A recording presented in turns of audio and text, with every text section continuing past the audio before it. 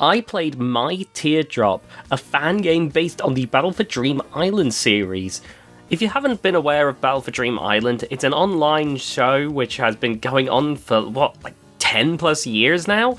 It's where a whole bunch of objects have come to life, and the first series is battling to win Dream Island, and then the other ones, I know the Power of Two is battling for the Power of Two, and the BFB is battling for a BFDI? Listen, this show's weird sometimes. It's got a very anarchic sense of humour, and clearly is meant for a generally younger audience, yet it's one of those instances which has managed to find all kinds of fans.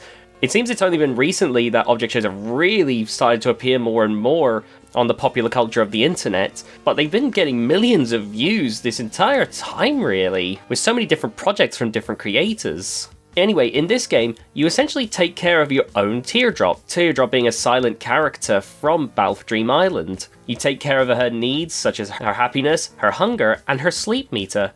Her sleep meter is pretty easy to take care of. You just put her to bed and leave the game alone for a while, which is admittedly one of the low points of the game, because then you just can't do anything, as you wait for her to get her much needed rest.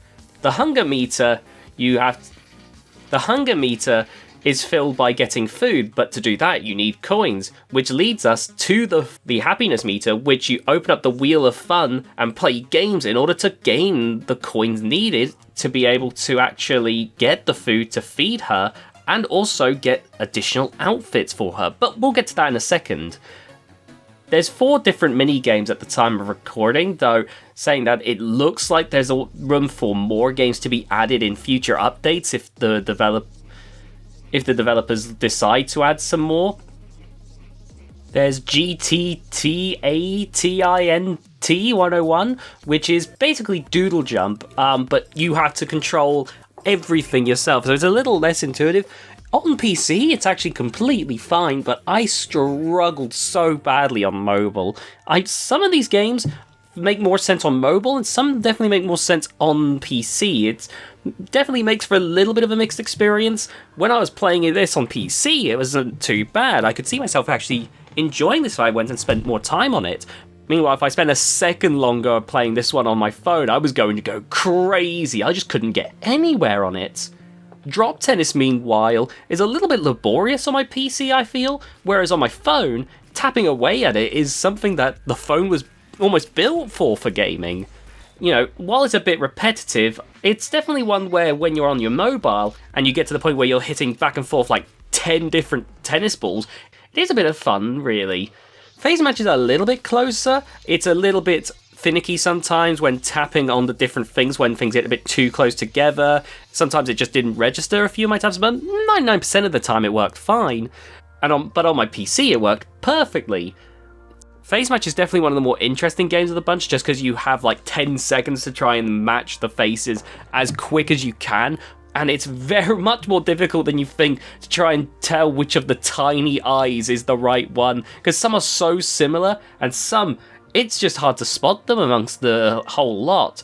I definitely find that one to be one of the better ones, but if I'm looking for coins that I can get super easily, I'll play Cakewalk. Just look at this gameplay. You stack up a tower as high as you can, and oh my god, it just keeps going. It just keeps going. It doesn't stop. I eventually had to throw the game just so I could move on. My god. Yeah, Cakewalk is certainly that. You also get a series of different outfits you can unlock, which are made by various different artists in the community. There's some achievements that you can finish off, and just in general, I find the game to be a fun little time, really. Sure, it may not be the most in-depth or polished experience, but as a fan game for a series, I think that this was an honestly pretty decent attempt.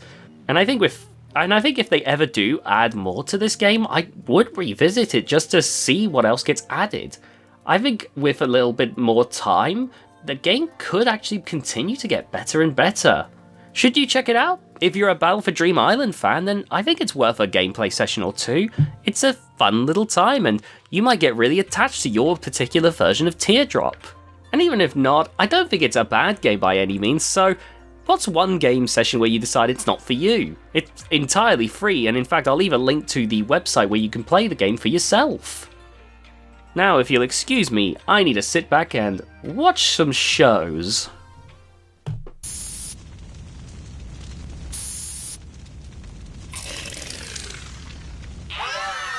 Seriously?